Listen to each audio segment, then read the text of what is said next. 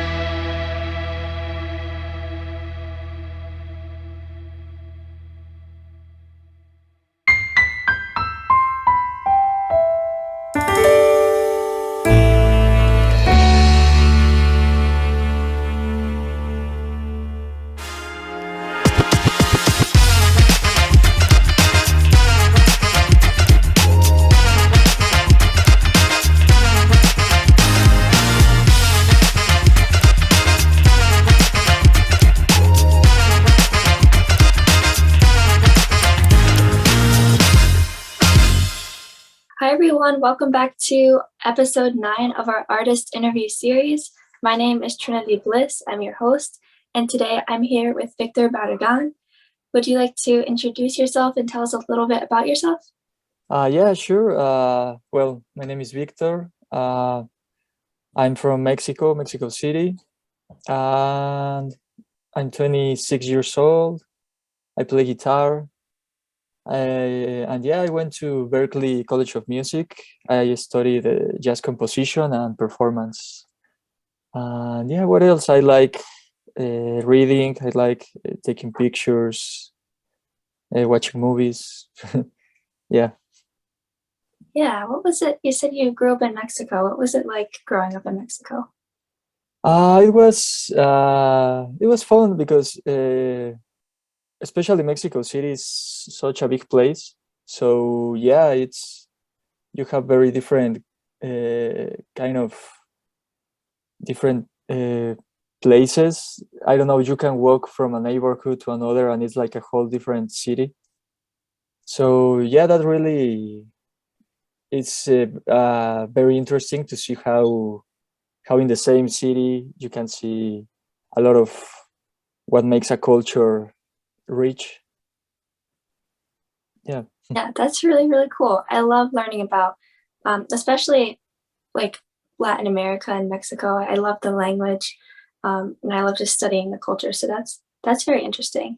What was it like getting into music there? How did you get into guitar?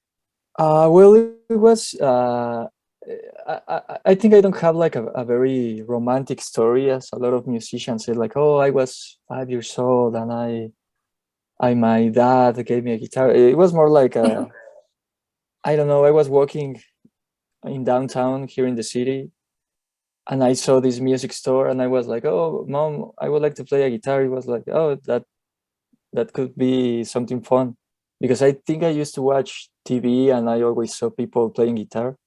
It was like, "Oh, that could be fun."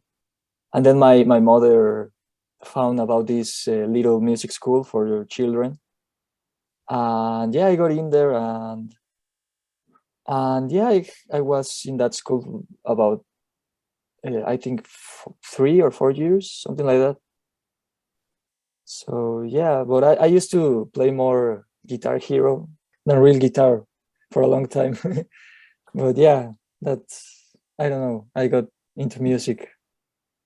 Yeah, so you started playing guitar, then you kind of just followed it, and now you're here. I think that's a great story. Yeah. So growing up, you had that sort of music school and that music program. Mhm. How do you think you would have had access to it or otherwise, or do you think that like that sort of helped shape your interest, or do you think you were interested in it anyway? I don't know. It's weird because I wasn't a very like how can I say it, like I was kind of problematic as a child. I couldn't be sitting without doing something. I always wanted to run and to do stuff, and that didn't work out for some teachers, you know. Mhm. So even in the music school, I learned a lot, but the way they treated my energy was to they told me that I couldn't do things that way, you know, because I tried to I was more, how can I say it, rebellious. I don't know if that's the word, but yeah, I felt sometimes like I wasn't being supported Yeah. from because I was, you know, like a kid with ADHD and all this stuff. Instead of taking this energy and this way of seeing things and understanding you as a children, as a child, they just say to you, "Ah, you shouldn't be like that. You should do this." And sometimes that really made me like not like music in certain of my classes. But there were other teachers that made classes more like a game, lessons like, oh, let's play the guitar, but let's do little games, or let's approach it this way. So they were more like understanding with how I was. So yeah, it was a nice opportunity, but some of the teachers were really mean to kids in general. So yeah, I don't know. And and in school, in elementary school and middle school, high school, all of that, here in Mexico there are no really good music programs, so you have to be like looking elsewhere and to see what you find. Yeah. Yeah, absolutely. Thank you for sharing that about your experience. And that's Mhm. something that we work on too here is trying to make sure that whatever your situation is, like if you have a lot of energy or if you struggle with something else, if you're like autism, we do a lot with autism, Mhm. but just trying to make sure that we approach it as like an equal opportunity thing. And because it is this channel for you, you know, to like put all your energy to and make art. And that Yeah, is you do. yeah, exactly. And we cannot like make everyone learns in their own way, so we cannot make like we cannot expect that people are going to learn the same way as you learned or the same way as the rules are supposed to be, you know. So yeah, we have to find different ways to teach people because people are different, and that's how the world works, you know. Yeah, absolutely. You have a few songs for us today. Do you have an idea of what the first one is and if you'd like to say anything about it? Yeah, the first one is something that I wrote with I get stuck when writing music. I like finding different ways to find new ideas. So this one was based on an exercise that I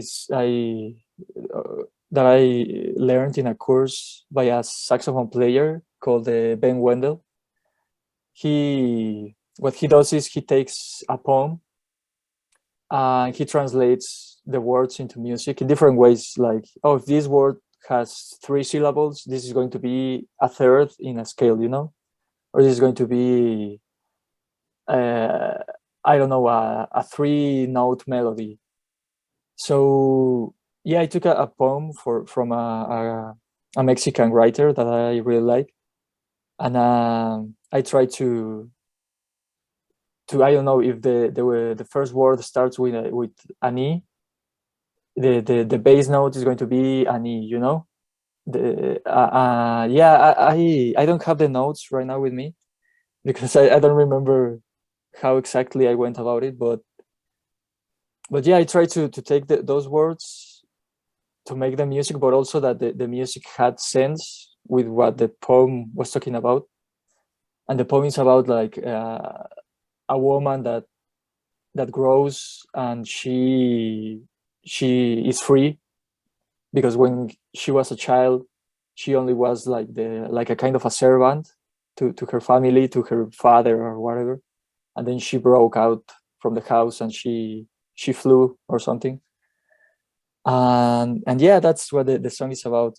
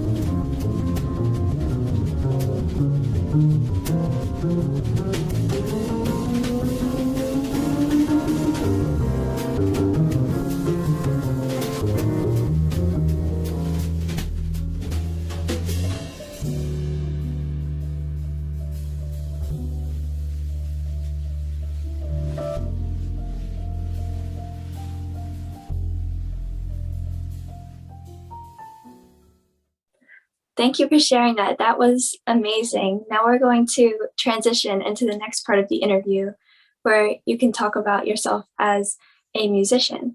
So we mentioned earlier that you started, learning guitar once you were introduced to it and you started just playing around with it. And what did you find specifically about your instrument that you enjoyed? Well, I think that with guitarists, like everyone has a guitar, like so it's, I don't know, first it's the most accessible instrument because it's maybe the cheapest one you can get. But I think I enjoy it because it's, I don't know, there was a point in my life that I thought like, oh, I should have played piano instead or played saxophone or whatever. But the way I feel as a person, sometimes it translates well to the guitar, on how, for example, when playing harmony, it cannot be as independent and as full as a piano, that you can play all notes of a chord at the same time. It is more subtle and more, you have to find different ways to break up things, and it makes it more not like, yeah, it's not in your face thing, you know. Oh well, if you play like rock and metal, it's yeah in your face, you know. But as I like to play, it's more, I don't know, like I like the way that you can, the possibilities that you have of, because of the limitations that the instrument gives you, you know. Because in the piano it's so easy to see, oh yeah, here's a chord, and the guitar is so like, how do you say, it's, the shapes can get so weird that you have to find them, and it gives you another kind of sound and another kind of approach to melodies and harmonies. So yeah, that's what I really love about guitar. Yeah, I love the way that you had said that about that it's more subtle, because you know, if you have a piano, like you said, it's just very standard, but there's more flexibility. I think that's such a good point. Yeah. What's something that you think you'd want to improve on? I don't know. I think it would be more related to being in the moment, you know, like, because sometimes there's so much stuff happening in our heads that when you perform or when you practice, you are just in autopilot, and you are not there like listening and enjoying the music. It's like you're just playing, and in your head is like, oh, I should buy groceries, oh, I have to water my plants or whatever. But and you just end a concert and you weren't there, you know. Yeah. So yeah, I that's something that I have struggled with, because yeah, sometimes the mind takes you away from the moment. So yeah, I've been trying to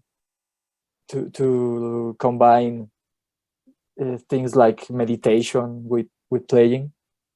There are people like Kenny Werner, a really good piano player, that he wrote this book, Effortless Mastery, and he talks about that, you know, like getting rid of the expectations of the instrument, and just try to be there, you know.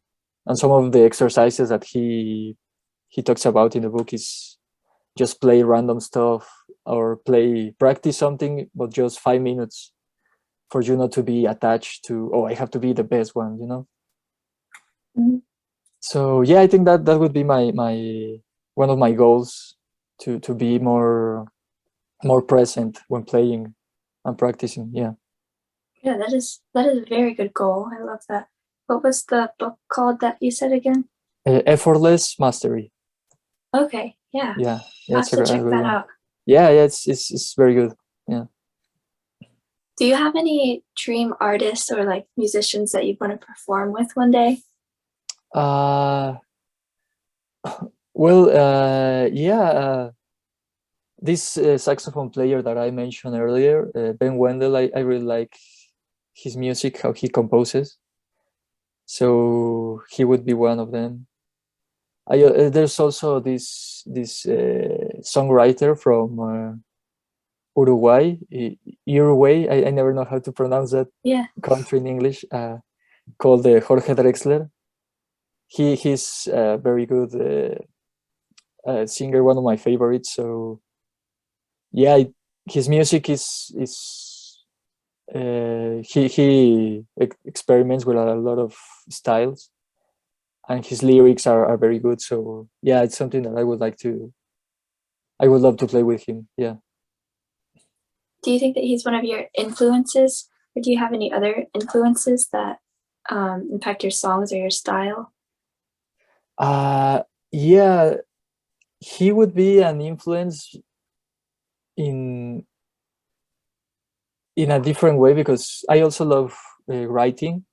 So I really steal stuff from his lyrics. But but yeah, his guitar playing is also very good, a very like Latin American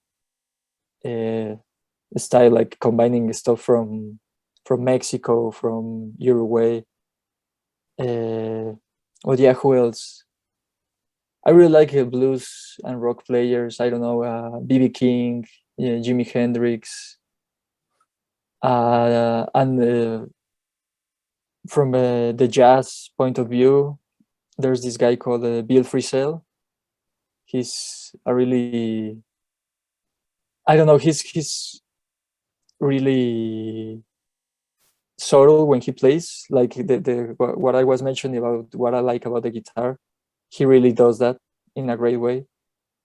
And he also plays a lot of Beatles songs, Beach Boys songs, but he makes them, I don't know, kind of different in the way he plays them. So yeah, I think that those would be some of my favorite players. They sound like a lot of fun. It also sounds like there's a lot of different styles coming together and Yeah, something really good. yeah, for sure. Yeah, there's a lot of Speaking, music, and it's, we can learn a lot from everywhere. So yeah. oh yeah. What is it like playing jazz guitar versus just acoustic with, just playing anything? Speaking Mhm. of style. Uh, with jazz, the thing is that you have to be aware of the possibilities, at the moment. So yeah, it's about creating melodies and harmony and rhythms, and to see where you can take the music. And that's not only like in jazz in itself. I think that what I've learned in jazz, when I play other styles, it helps a lot, because it helps you to notice what's going on at the moment. And the other way around, because sometimes jazz can be really strict, like, oh, you have to play the tradition. If you don't play this way, if you don't play with this kind of strings, this kind of guitar, you're not playing the traditional sound. So I don't like that, because jazz in itself, it was created in a way of like transforming what was before. Yeah. So it's always trying to see what's going on now, and trying to push it and make it evolve. And it's much better when you try to bring everything together and see where it takes you. So yeah, I think and sometimes people see jazz like, oh, this huge thing, like classical music and jazz are the most valuable forms of music, and it's not like that. I think it's more of kind of a point of view, like how you can, it helps you to approach music in a certain way that can make you see the possibilities, but it also can make you restrict your world to a specific way of playing it. Yeah, that makes a lot of sense about Mhm. the different point of views, because a lot of times, it's so easy to get intimidated by jazz or classical, but it's Mhm. just a different point of view. That's really good. Yeah. What are some things that you like to do? I know you mentioned earlier reading and writing, but what are some things you do besides music that you like? Sometimes I take pictures. I really like doing that. Yeah, and I also like taking pictures with old cameras, with film, and doing the whole process with chemicals and developing. And yeah, that's something fun that I like to do. What else? I like playing video games. I don't know what else. Well, reading. Uh, yeah, yes, and I think that all that stuff that I like to do also. Sometimes I try to see what of that those activities, how can they help me with my music. Yeah. Yeah, because in the end, is they art in general tries to do the same thing, like create emotions, make you feel something. So yeah, I don't know. Yeah, especially the camera piece. That's really cool. I'm sure you've taken some pictures that have inspired some things. Yeah, it's, and the way to what I like about the photography is that when you are with your camera, you start to see things like in a different way. So yeah, it's about how we can change the perspective, and yeah, it's the same if I if I do something like that with sound. Sorry. And with harmony, melody, it can be a nice way to find new possibilities. Yeah. Yeah. New possibilities and perspective. Yeah. So you have a second song for us. Would you like to say anything about that song? Yeah, that one started as an exercise. It's called the chance.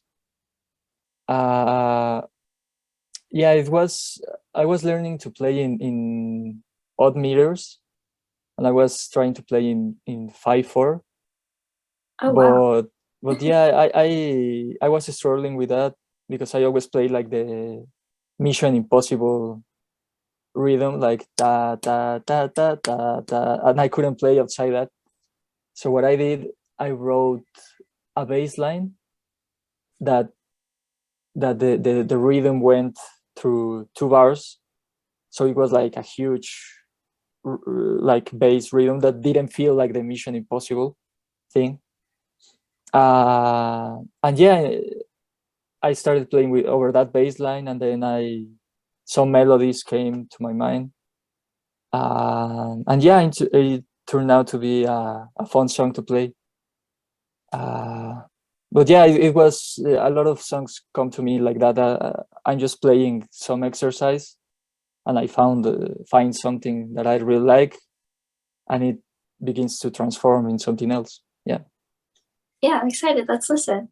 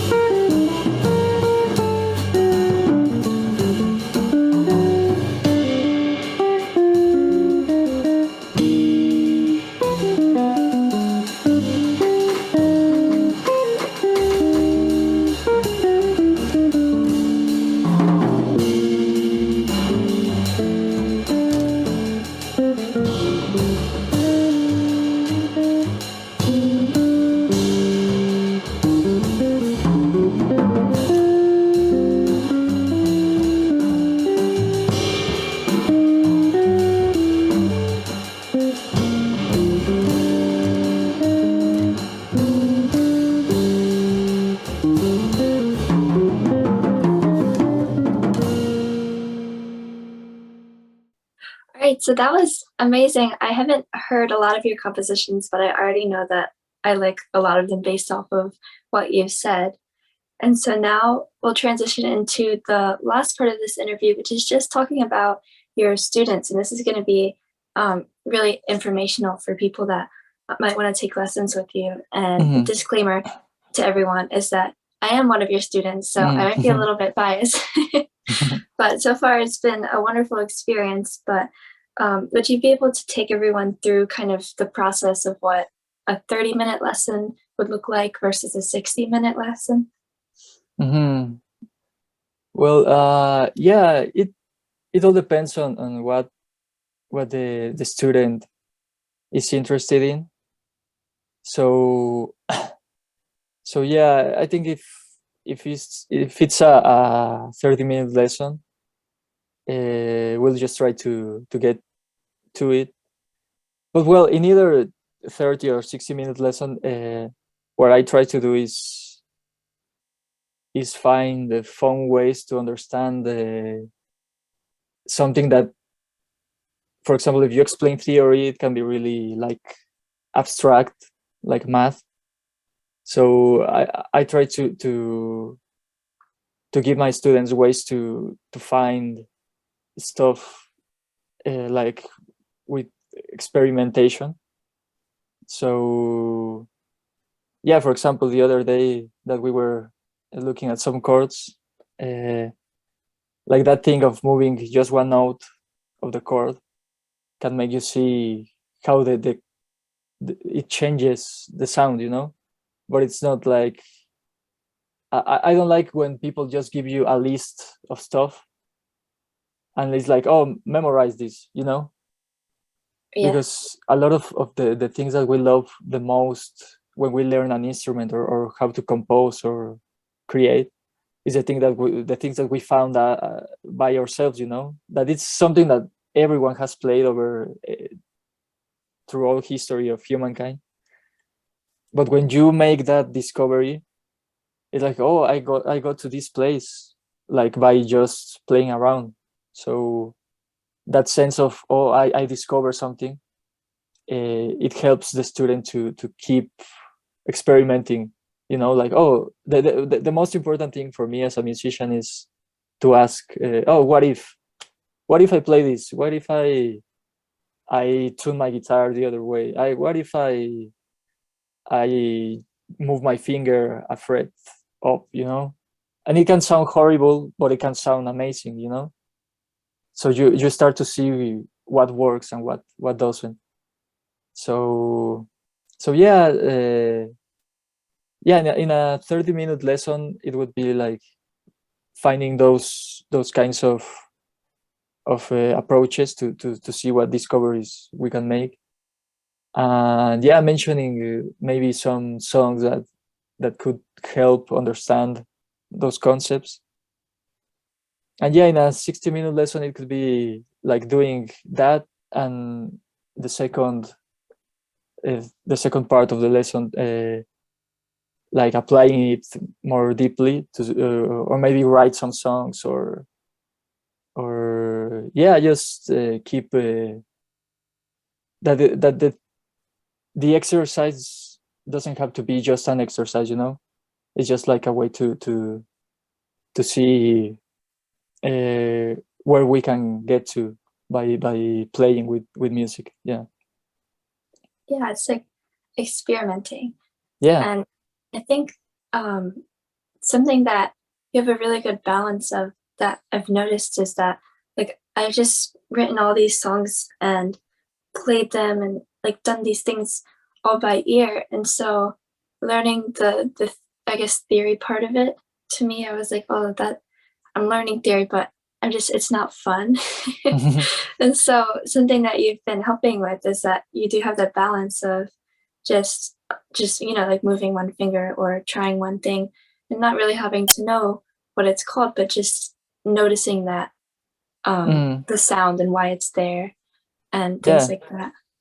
Yeah, it's like when we are children, we start talking and we don't care about if it's a verb or it's a noun or it's anything. Even children start when they start understanding how language works, they say things wrongly, you know, but it's like what they being getting in is like, oh, it must be this way, you know. So they try to keep learning, and they are always asking, oh, what is that, what is this?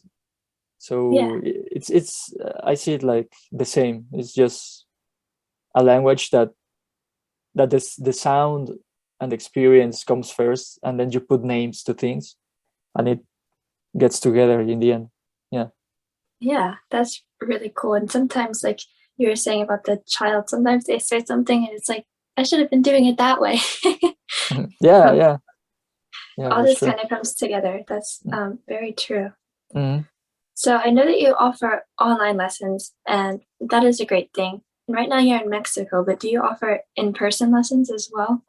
Yeah, yeah, I do. Yeah, right now I'm here just because of the Thanksgiving week. But yeah, in Boston, I try to do both because it's awesome that we have technology and we can reach people in other countries, you know. But yeah, I also love having the direct approach with students.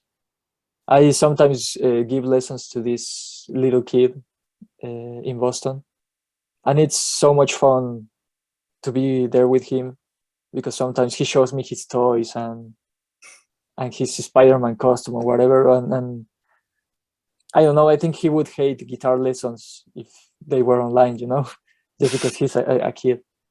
Yeah, So, but yeah, I enjoy both ways of doing it.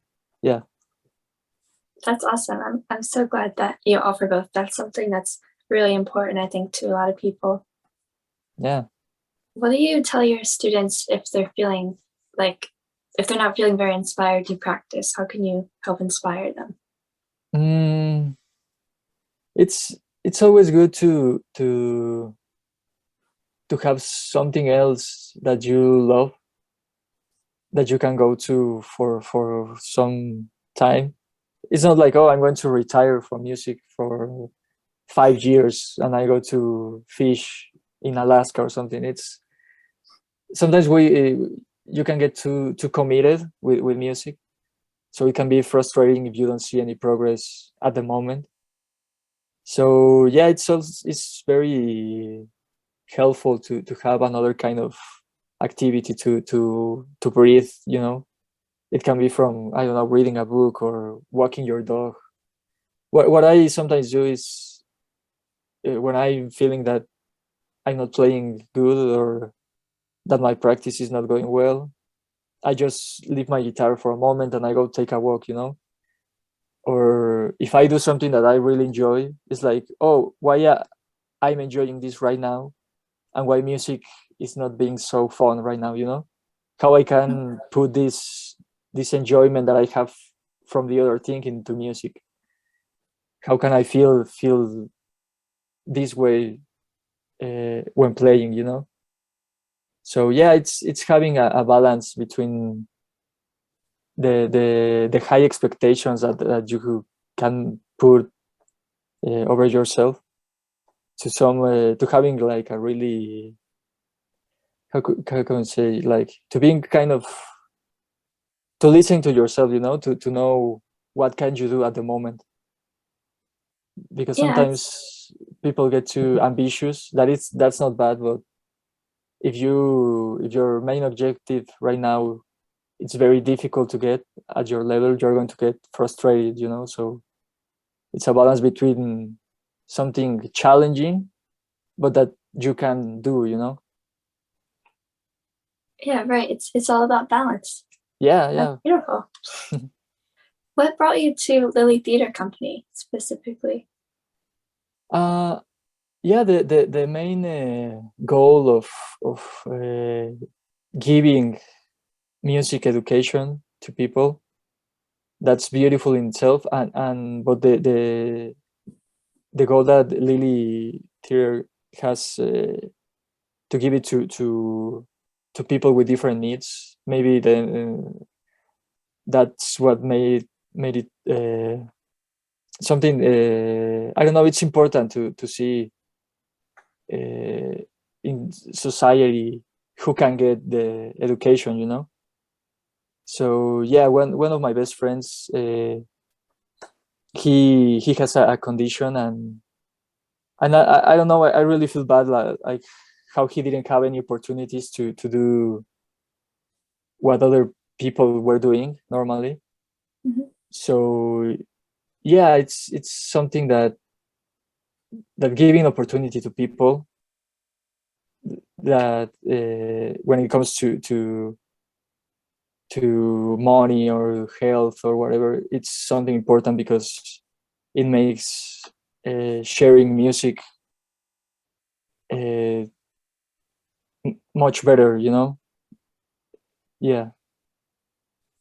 Yeah, that's beautiful. That's our mission, and that's at the core. So that's Yeah. really important.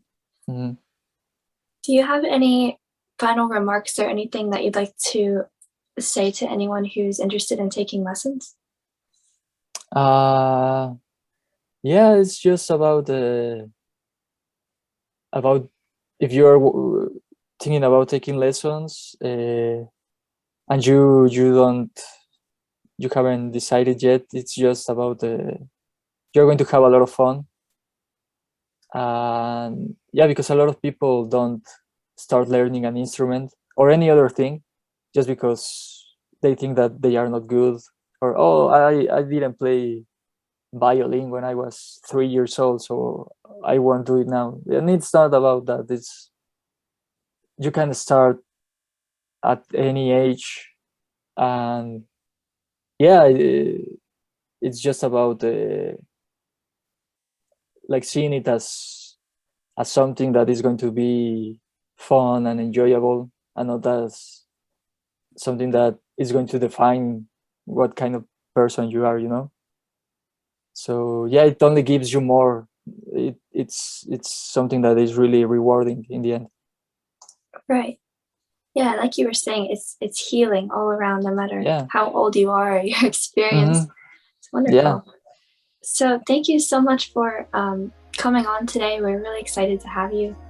I just wanted to take this time to point everyone to the direction of, our Instagram and our Facebook, our podcast on Spotify, and also our blog. We're trying to draw more attention to our blog. It's on our website at www.lilytheatercompany.org, and you can access that right there. And if you'd like to take lessons, you can send us an email. And again, thank you so much, Victor. And Thank you. until next time. See you.